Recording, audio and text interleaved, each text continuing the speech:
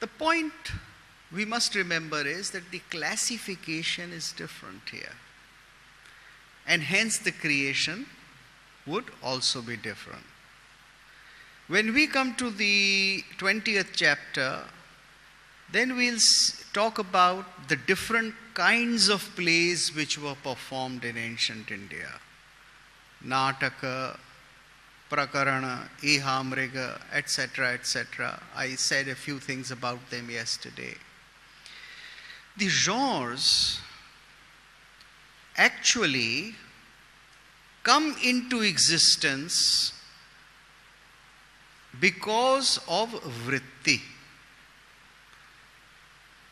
See, the primary elements described here are rasa, bhava, abhinaya, dharmi, vritti. It is vrittis that make genres. There are 4 vrittis, as you know. Kaishiki, Bharati, Satvati and Aravati. Now, these vrittis make the genre.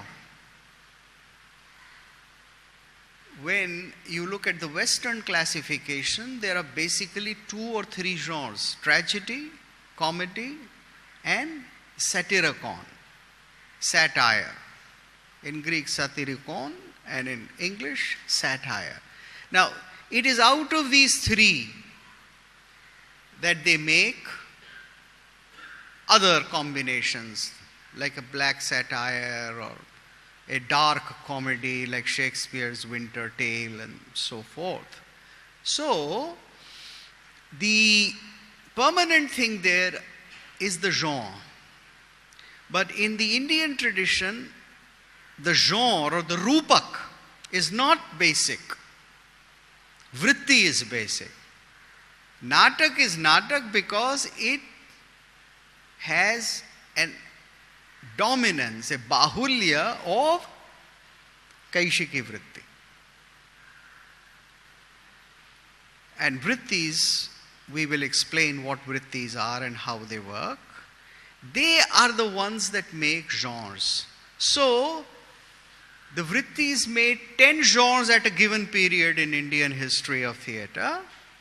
Then they made some other genres in medieval times, and they can make more genres today. So the classification of the Indian tradition has this advantage. We will go into each of these things in greater detail, chapter-wise. But for the time being, remember that if somebody asks you what are the elements of Indian tradition of theatre or natya, then these are the ones which we gave. And we do not make a classification in terms of story or dialogue or speech. We make it in terms of swara, which includes speech, which includes song, which includes recitation. These are 3 different things. I'll explain while doing the 17th chapter what is the difference between just ordinary speech, then how is recitation different. So Bharat Muni then asks Brahma, which kind of prayog, what kind of performance or item? The modern word for prayog is item. Of course, there is a Bollywood item. Don't equate with that. Tato samyukto bhagavata yojayamrita manthanam. So the first play is Amrita Manthan. And Amrit Manthan has a soft conflict between the Devatas and Danavas. You know that they both do it together. It's a tug of war, literally. And whatever comes out, then there is a conflict as to who will get what. Etat utsaha jananam surpriti karam tata. And this was something which created a lot of excitement, because there is a tense situation. Whether they'll be able to do the manthan, Once they have succeeded in doing the manthan, what is now coming out? And then who will get those things? All the beautiful, the good, and including garal or wish, which has come out. Who will partake that? Yo ayam samavakarastu dharma kamartha sadhakaha maya pragrathito vidvamsa prayogaha prayojyatam. So, this is the one which was then done. Tasmin samavakare tu prayukte devadanava. So, the first play which is performed is a samavakara. And the lakshana, the characteristic of the samavakara is the confrontation between devatas and the danavas. Hrishta sambhavan sarve karma bhavanu darshanat. Now, once this is done, sabhyarcha shivam paschat uvaja chedam pitamaha. What did he say? Maya samavakarastu yoyam srishtah surottama shravane darshane chasya prasadam kartumarasi, etc. Then, once this was performed, and the audience, which consists of Lord Shiva, Mahesha, Brahma, etc., something happens. What happens? Tato himavatah prishte nana nagasamakule bahubhuta gana kirane ramya kandara nirjhare purvarangah kritah purvam tatrayam dvijasattama tatha tripurdahascha dimsangyah prayojita. Then there is the performance of another action genre called dim.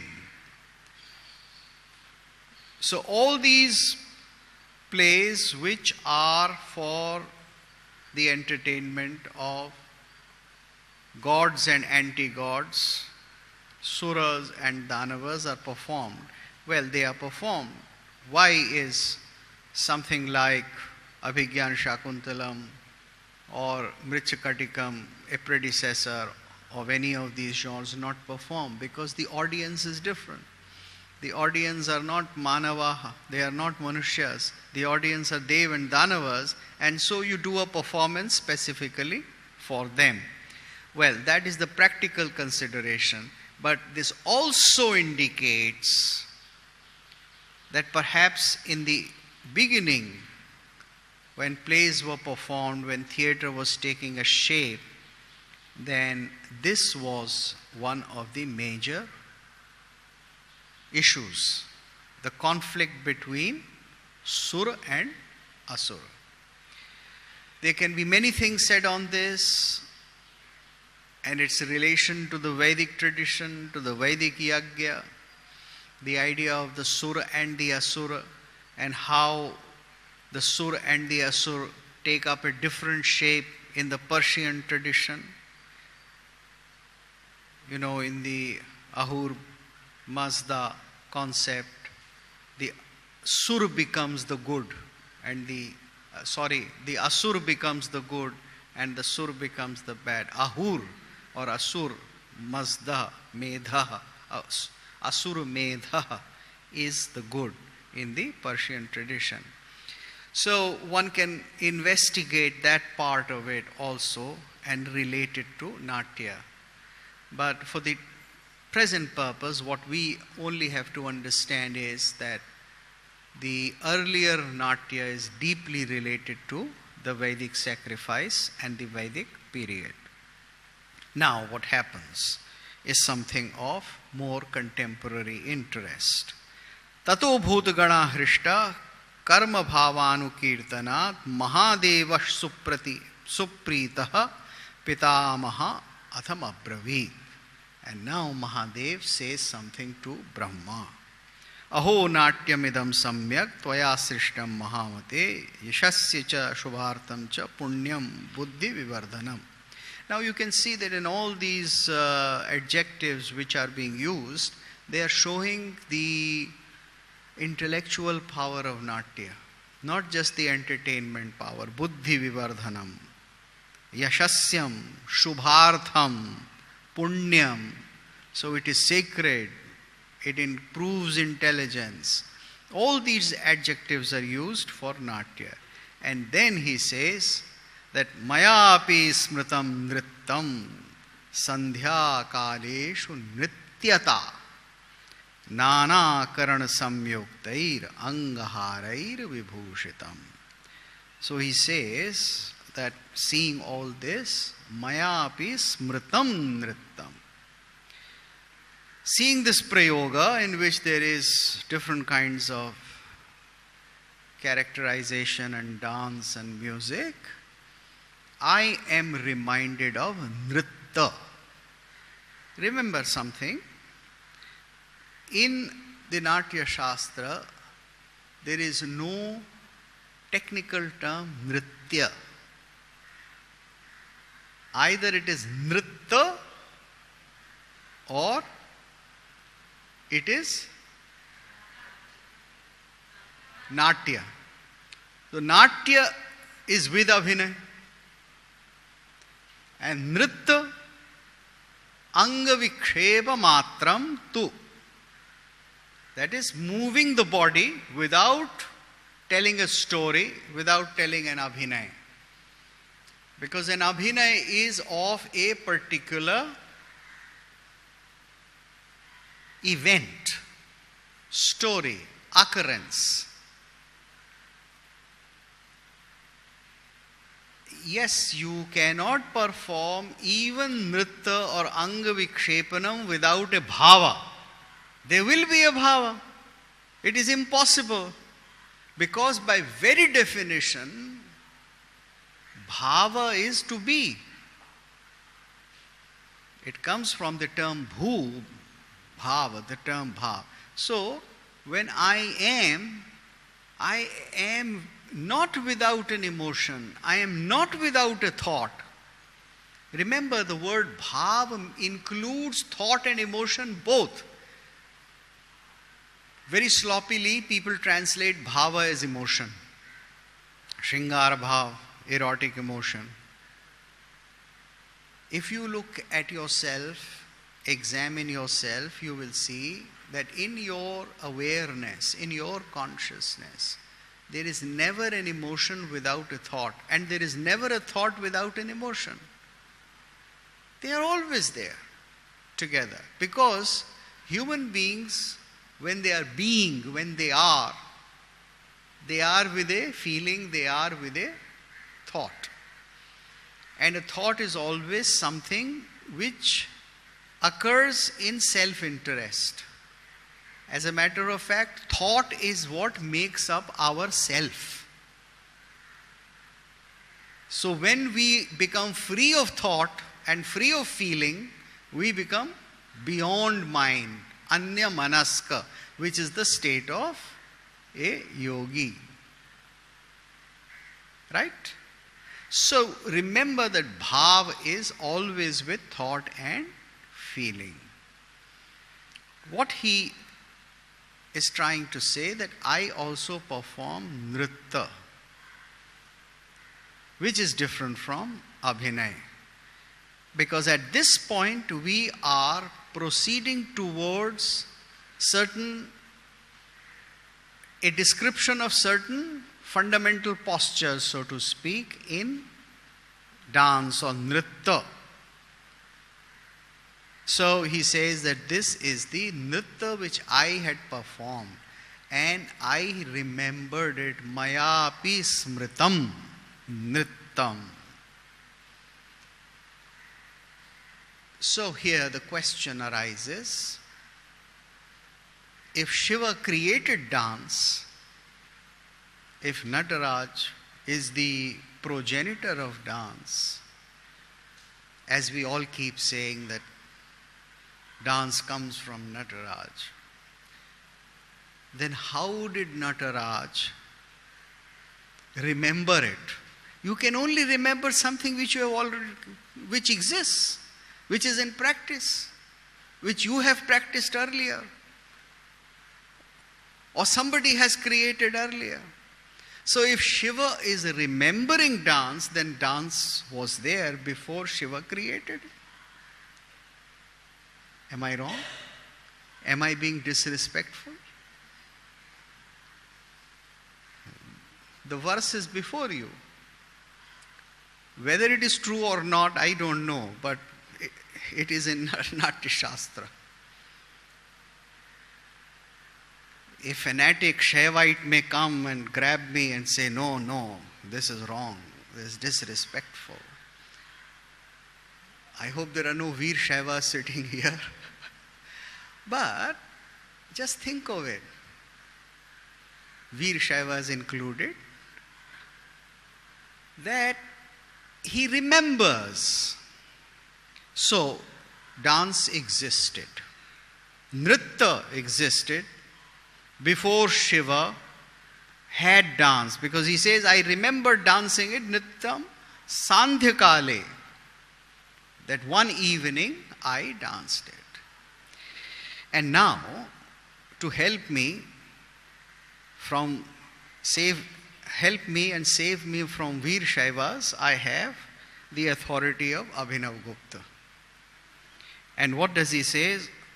Atayeva vakshayati samyagiti, then smritam iti anaditvam asya. He says smritam iti. This word smritam, the word smritam, what does this indicate? Anaditvam asya, of nritya. Nrittasya anaditvam lakshayate. It indicates that nritya is anadi.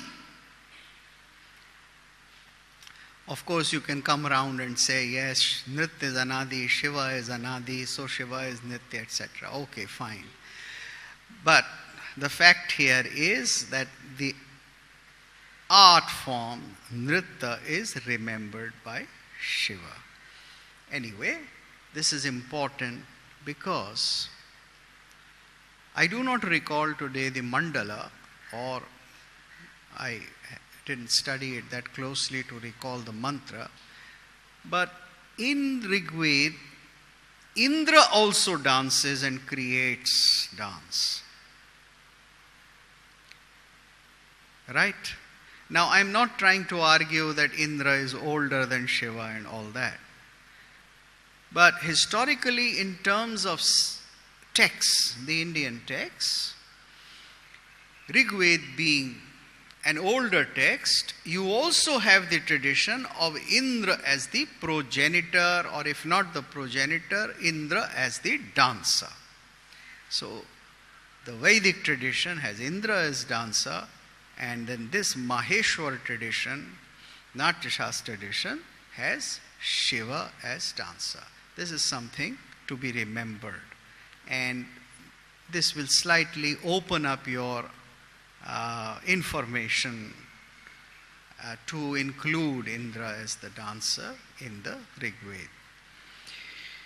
So, Maya api idam smritam nrityam sandhya kaleshu nrityata nana karana samyuktair angharair vibhushitam. Now this nritya, it is embellished, or it consists of what? Nana karana, angahar. Karana and angahar, they make up the nritya. What is nritya? The form nritya consists of karana and angaharaha. These are the two which make up. And this was used purvaranga vidhau asmin tvaya samyak prayojyatam vardhamanak yogeshu giteshu asariteshu cha. And yesterday I talked about that how some of the very old Gitas like Vardhamanak, Asarita, etc. were used, which had Vardhamanak, Asarit, which were used in the Vedic performances. It seems they were also some kinds of dhruvas at that time. You see the word dhruva. is very important. We have the art form Dhruvapad, which is in Upper Branch or Brij Bhasha called Dhurpad, North Indian way of oldest singing form of singing. So Dhruvapad, then all these Dhruvas, Dhruva Geet. The word Dhruv has been used for many art forms, as is evidenced from the texts on music and dance. So what does it mean? The Dhruv word, as you understand, indicates something which is constant, something which is unchanging. So where in a composition you make a setting of things which are not going to be improvised upon, they will be called as Dhruva. In other words, a composition which is set, a bandish or a kriti, is a Dhruva. Because swara, tal and pad, they are all set.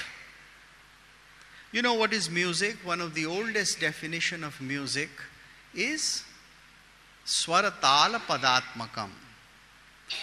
Gandharva is defined. Gandharva is the old word for music. It is defined as, what is it defined as?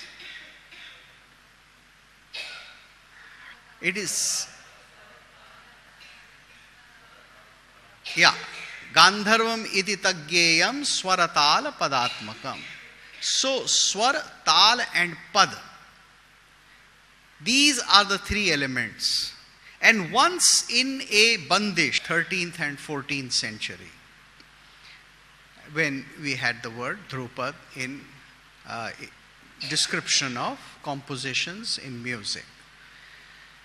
Here in the context of ancient theatre, these were again songs which were very well set in different parts, of different kinds, and they had different kinds of languages in them. Most of them did not have Sanskrit, at least at the time when the theatre as described in the Natya Shastra was being performed. They had mostly Magadhi and Ardha Magadhi and other dialects which were used, the dialects of Prakrits, and they were employed in performances, not just in Dhruvagan, but at other parts of the play, particularly in the Purvarang. Now, he says that you do this, but for Nritta, I will give you the total description, and the description will be of great use to you, but instead of my telling you, it is my disciple, Tandu, who will tell you. So Tandu is the one who talks about the Karanas, the 108 Karanas, and because they come from the line of